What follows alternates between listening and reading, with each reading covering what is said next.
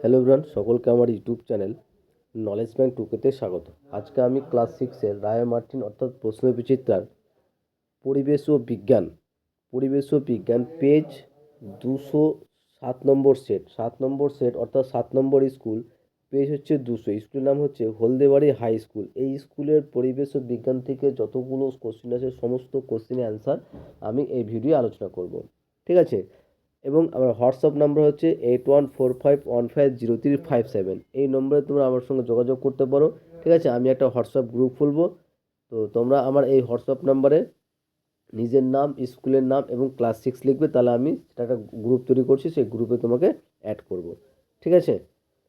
এবং তার সঙ্গে বলবো, চ্যানেল নতুন থাকলে চ্যানেলটিকে সাবস্ক্রাইব করে নিও এবং তার সাথে সাথে পাশে থাকা বেল আইকনটি ক্লিক করে নিও, যেন পরের ভিডিও দিলে তোমার সেই ভিডিওটা নোটিফিকেশন সঙ্গে সঙ্গে পেয়ে যাও। এবং ভালো লাগলে অবশ্যই বন্ধুদের সঙ্গে শেয়ার করবে এবং কমেন্ট করে জানাবে। ঠিক আছে? তাহলে শুরু করা যাক। প্রথমে দেখো বলেছে সঠিক উত্তরটি নির্বাচন করো, অর্থাৎ এমসিকিউ। ঠিক আছে? সঠিক উত্তরটি নির্বাচন করো। ফার্স্ট যে কোশ্চিনটা আছে, দেখো প্রথম যে কোশ্চিন আছে, প্রথম কোশ্চিন বলেছে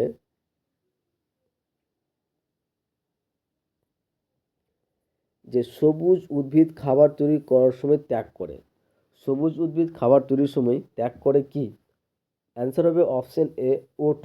ঠিক আছে? এখানে O2 অর্থাৎ কি বলতো, অক্সিজেন। ঠিক আছে? সবুজ উদ্ভিদ খাবার তৈরি করার সময় কি ত্যাগ করে? অক্সিজেন ত্যাগ করে। ঠিক আছে? তারপরে নেক্সট কোশ্চিন দেখো। নেক্সট কোশ্চিন বলেছে যে অ্যাজোলা বাতাসের যে গ্যাসটিকে আবদ্ধ করে সেটি কি? অ্যাজোলা বাতাসের যে গ্যাসটিকে আবদ্ধ করে সেটা হচ্ছে তোমার কি বলতো, N2 অর্থাৎ নাইট্রোজেন। ঠিক আছে? N2 কি বলতো, নাইট্রোজেন। তারপরে নেক্সট কোশ্চিন দেখো। নেক্সট কোশ্চিন বলেছে যে এরিথ্রোমাইসিন নামক ওষুধটি পাওয়া যায়। কি বলতো, বলছে যে এরিথ্রোমাইসিন নামক ওষুধটি পাওয়া যায় কোথা থেকে? অ্যান্সার হবে অপশন এ, ব্যাকটেরিয়া থেকে। এরিথ্রোমাইসিন নামক ওষুধটি পাওয়া যায় কোথা থেকে? ব্যাকটেরিয়া থেকে। ওকে। নেক্সট 4 নম্বর কোশ্চিন দেখো, হচ্ছে যক্ষার জীবাণু বাসা বাঁধে কোথায়? যক্ষার জীবাণু বাসা বাঁধে, অ্যান্সার হবে অপশন বি, ফুসফুসে। ঠিক আছে? আমি শুধুমাত্র অপশনের অ্যান্সারটা বলছি। ঠিক আছে? অপশনগুলো বলছি না। যে যক্ষার জীবাণু বাসা বাঁধে কোথায় বলো তো? অপশন বি, ফুসফুসে।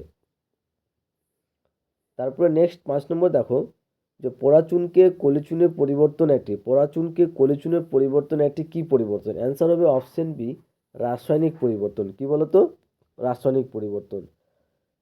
পরাচুনকে কলিচুনের পরিবর্তন একটি কি বলতো? রাসায়নিক পরিবর্তন। অ্যান্সার হচ্ছে অপশন বি। নেক্সট, প্রদত্ত কোনটি পর্যাবৃত্ত ঘটনা নয়?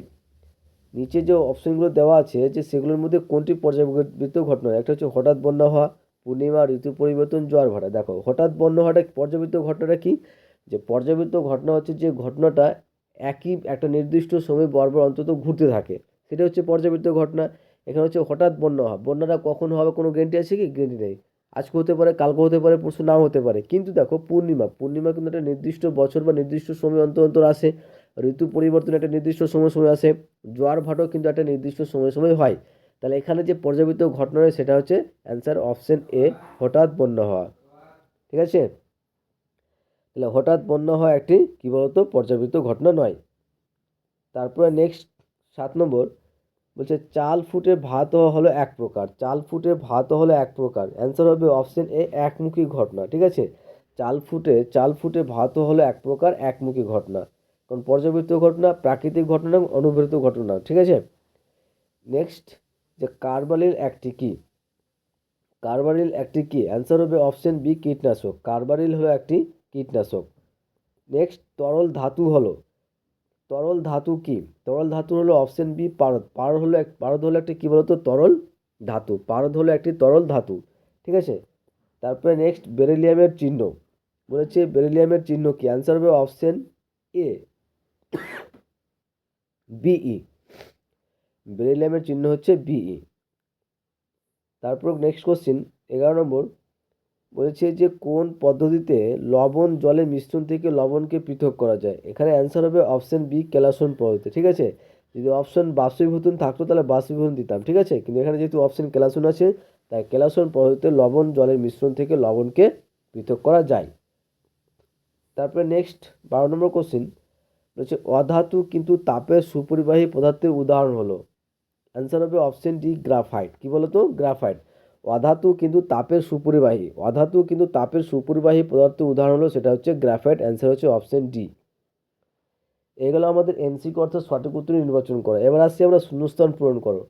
আর শূন্যস্থান পূরণ করে অ্যান্সারটি বলার আগে তোমাদের বলবো, চ্যানেল নতুন থাকলে চ্যানেলটিকে সাবস্ক্রাইব করুন এবং তার সাথে সাথে পাশে থাকা বেল আইকনটি ক্লিক করে নিও, যেন নেক্সট ভিডিও দিলে তোমরা সেই ভিডিওটার নোটিফিকেশন সঙ্গে সঙ্গে পেয়ে যাও। এবং ভালো লাগলে অবশ্যই বন্ধুদের সঙ্গে শেয়ার করবে এবং কমেন্ট করে জানাবে। ওকে, তাহলে শূন্যস্থান পূরণ করো।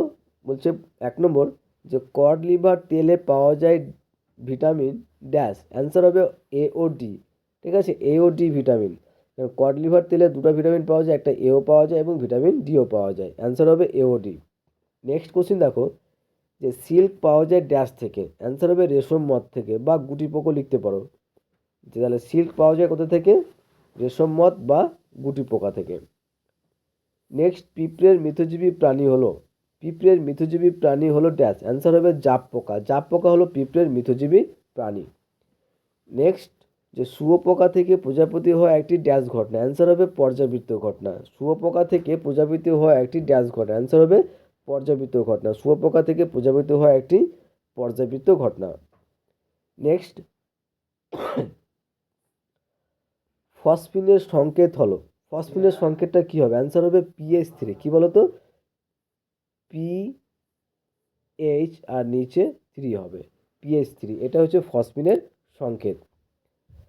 তারপরে 6 নম্বর বলছি এমজি ও বাতাসের অক্সিজেন জুড়ে যে যৌগটি তৈরি হয় তা হলো ড্যাশ। অ্যান্সার হবে ম্যাগনেসিয়াম অক্সাইড অর্থাৎ এমজিও। এমজিও বাতাসের অক্সিজেন জুড়ে যে যৌগটি তৈরি হয় সেটা হচ্ছে ম্যাগনেসিয়াম অক্সাইড। তারপরে 7 নম্বর যে বাতাসের চেয়ে হালকা একটি বর্ণহীন ও গন্ধহীন গ্যাস পদার্থ হলো ড্যাশ। এখানে ড্যাশ হবে, ঠিক আছে। অ্যান্সার হবে হাইড্রোজেন। বাতাসের চেয়ে হালকা একটি বর্ণহীন ও গন্ধহীন গ্যাসীয় পদার্থ হলো হাইড্রোজেন। এইগুলো আমাদের শূন্যস্থান। এবার আসি আমরা যে নিচের প্রশ্নগুলির উত্তর দাও, ঠিক আছে। আর এই অ্যান্সারগুলো বলার আগে তোমাদের বলবো, চ্যানেল নতুন থাকলে চ্যানেলটিকে সাবস্ক্রাইব করুন এবং তার সাথে সাথে পাশে থাকা বেল আইকনটি ক্লিক করে নিও, যেন পরের ভিডিও দিলে তোমরা সেই ভিডিওটার নোটিফিকেশন সঙ্গে সঙ্গে পেয়ে যাও। এবং ভালো লাগলে অবশ্যই বন্ধুদের সঙ্গে শেয়ার করবে এবং কমেন্ট করে জানাবে। তাহলে ফার্স্ট যে কোশ্চেনটা বলেছে দেখো, বলেছে যে মানুষ খাদ্য ও বস্ত্রের জন্য উদ্ভিদের উপর নির্ভরশীল। মানুষ খাদ্য এবং বস্ত্রের জন্য উদ্ভিদের উপর নির্ভরশীল। বক্তব্যটি ব্যাখ্যা করো। অবশ্যই মানুষ খাদ্য এবং বস্ত্রের জন্য নির্ভরশীল, উদ্ভিদের উপর নির্ভরশীল।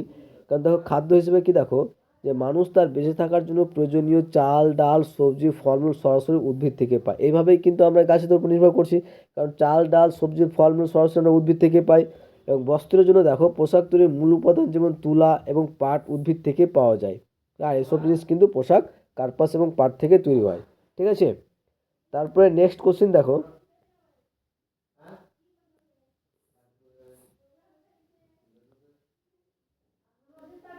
দুই নম্বর কোশ্চেন দেখো, বলেছে যে ধান খেতে এজোলা চাষ করলে সুবিধা হয় কেন? ধান খেতে এজোলা চাষ করলে সুবিধা হয় কেন? যে এজোলা এক ধরনের পানা, এদের পাতার মধ্যে এক ধরনের ব্যাকটেরিয়া আছে যারা বাতাসে নাইট্রোজেনকে বেঁধে ফেলতে পারে। এর ফলে জমিতে প্রাকৃতিক সার হিসেবে নাইট্রোজেনের পরিমাণ বেড়ে যায়। এর ফলে ধানের ফলনও ভালো হয়। এই জন্য ধান খেতে এজোলা চাষ করলে সুবিধা হয়, কারণ এজোলা ধান খেতের নাইট্রোজেনের পরিমাণটা বাড়িয়ে দেয়, ঠিক আছে। আর নাইট্রোজেন একটা হচ্ছে কি একটা সার, সার হিসেবে কাজ করে। তারপরে নেক্সট কোশ্চেন বলেছে যে ভৌত পরিবর্তন ও রাসায়নিক পরিবর্তনের পার্থক্যগুলি লেখো।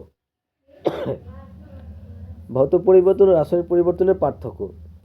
যে ভৌত পরিবর্তন দেখো, যে এক সাইডে লিখবে ভৌত পরিবর্তন, এক সাইডে লিখবে রাসায়নিক পরিবর্তন। তো ভৌত পরিবর্তনে দেখো যে ভৌত পরিবর্তনে কোনো নতুন পদার্থ উৎপন্ন হয় না। এই পরিবর্তনে কোনো নতুন পদার্থ উৎপন্ন হয় না, শুধুমাত্র পদার্থের বাহ্যিক অবস্থার পরিবর্তন ঘটে। আর এই পরিবর্তনে সম্পূর্ণ নতুন ধর্মবিশিষ্ট এক বা একাধিক সম্পূর্ণ নতুন পদার্থ উৎপন্ন হয়। 2 নম্বর, এটি সাধারণত একটি অস্থায়ী এবং উভমুখী পরিবর্তন। এইটুকু লিখলে হবে, ঠিক আছে, এইটুকু লেখার দরকার নাই। যে এটি সাধারণত একমুখী অস্থায়ী এবং উভমুখী পরিবর্তন। আর এটি সাধারণত একটি স্থায়ী এবং একমুখী পরিবর্তন। এইটুকু লিখলেই কাফি, ঠিক আছে, এটুকু লেখার দরকার নেই। 3 নম্বর যে ভৌত পরিবর্তন পদার্থের অণুর গঠনের কোনো স্থায়ী পরিবর্তন হয় না। আর রাসায়নিক পরিবর্তনে পদার্থের অণুর গঠনের আমূল পরিবর্তন ঘটে। নেক্সট 4 নম্বর কোশ্চেন দেখো,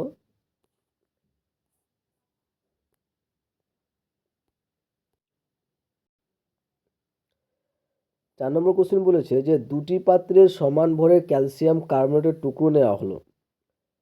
প্রথম পাত্রের টুকরোগুলি ছোট কিন্তু দ্বিতীয় পাত্রের টুকরোগুলি বড়। দুটি পাত্রে সমান পরিমাণে লৌহ অ্যাসিড দেওয়া হলে কোন পাত্রটি সবথেকে বেশি তাড়াতাড়ি গ্যাসের বুদবুদ বেরোবে এবং কেন এমনটা হয় ব্যাখ্যা করো। অ্যান্সার হবে প্রথম পাত্র থেকে বেশি তাড়াতাড়ি গ্যাসের বুদবুদ বেরোবে, কারণ যে ছোট টুকরো হওয়ার ফলে ক্যালসিয়াম কার্বনেটের উপরিভাগের ক্ষেত্রফল কি বেড়ে যায়, ফলে লঘু অ্যাসিডের সাথে বিক্রিয়া করার সুযোগ বেশি পায় এবং বিক্রিয়ার হার বেড়ে যায়। এটা হচ্ছে অ্যান্সার, সঠিক অ্যান্সার। আশা করছি বুঝতে পেরেছ। নেক্সট কোশ্চিন দেখো। নেক্সট কোশ্চিন বলেছে দেখো যে কার্বন ও কার্বন ডাই অক্সাইডের মধ্যে পার্থক্যগুলি লেখো। কার্বন ও কার্বন ডাই অক্সাইডের মধ্যে পার্থক্যগুলি লেখো। 1 নম্বর যে কার্বন একটি মৌলিক পদার্থ কিন্তু কার্বন ডাই অক্সাইড একটি গ্যাসীয় যৌগিক পদার্থ। 1 নম্বর হয়ে গেল কার্বন একটি মৌলিক পদার্থ কিন্তু কার্বন ডাই অক্সাইড একটি গ্যাসীয় যৌগিক পদার্থ। 2 নম্বর কার্বন নিজে জ্বলে কিন্তু দহনে সাহায্য করে না, কিন্তু কার্বন ডাই অক্সাইড নিজে জ্বলে না আবার দহনও সাহায্য করে না। এ হলো পার্থক্য। তারপরে নেক্সট 6 নম্বর কোশ্চিন দেখো। 6 নম্বর কোশ্চিন বলেছে যে PH3 যৌগটির নাম লেখো। সোনা, রূপো, গন্ধক, নাইট্রোজেন, গ্রাফাইট এর মধ্যে অধাতুর সংখ্যা কত? তো PH3, ঠিক আছে, PH3 এর যৌগটির নাম হলো ফসফিন। কি বলো তো? ফসফিন। এখানে অধাতুর সংখ্যা হচ্ছে 3টি, কারণ এখানে গন্ধক, নাইট্রোজেন এবং গ্রাফাইটই অধাতু, কিন্তু এখানে তোমার কি বলো তো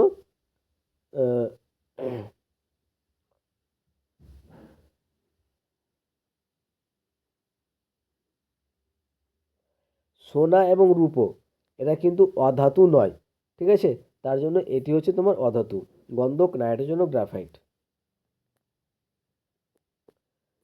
তারপরে নেক্সট কোশ্চিন এবং ভেরি ভেরি ইম্পর্টেন্ট কোশ্চিন তোমাদের পরীক্ষার জন্য। এটা তোমরা তোমরা ভেরি ভেরি ইম্পর্টেন্ট দিয়ে রাখো, ঠিক আছে, ভালো কোশ্চিন পরীক্ষা আসার মতো, ঠিক আছে। তো বলেছে যে সাগর কুসুম এবং ক্লাউন মাছের মধ্যে সম্পর্ক ব্যাখ্যা করো। সাগর কুসুম এবং ক্লাউন মাছের মধ্যে সম্পর্ক ব্যাখ্যা করো। তো সাগর কুসুম ক্লাউন মাছের সম্পর্কটা একটা মিথজীবী সম্পর্ক। এটি একটি কি বলতো? মিথজীবী সম্পর্ক। ক্লাউন মাছ, এর অ্যান্সার তোমাদের বই থেকে নেওয়া। যে ক্লাউন মাছ থাকে সাগর কুসুমের সঙ্গে, সে সাগর কুসুমের শত্রু যেমন বাটারফ্লাই মাছকে তাড়িয়ে দেয়, আর সাগর কুসুমের খাবারের পড়ে থাকা অংশের ভাগ পায় ক্লাউন মাছ থেকে। আবার অনেক সময় ক্লাউন মাছকে তাড়া করে আসা প্রাণীরা সাগর কুসুমের শিকার হয়। এই গেল আমাদের পরিবেশ ও বিজ্ঞানের, রায় মার্টিনের পরিবেশ ও বিজ্ঞানের 7 নম্বর সেটের হলদিবাড়ি হাই স্কুল HS এর সমস্ত কোশ্চেনের অ্যান্সার।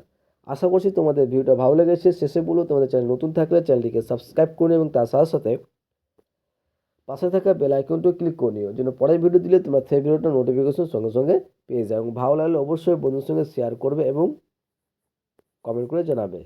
এবং হোয়াটসঅ্যাপ গ্রুপে জয়েন হতে চাইলে এই নম্বরে যোগাযোগ করবে 8145150357। নিজের নাম লিখবে, ক্লাস লিখবে এবং স্কুলের নাম লিখবে। ওকে, থ্যাংক ইউ ভিডিওটা দেখার জন্য।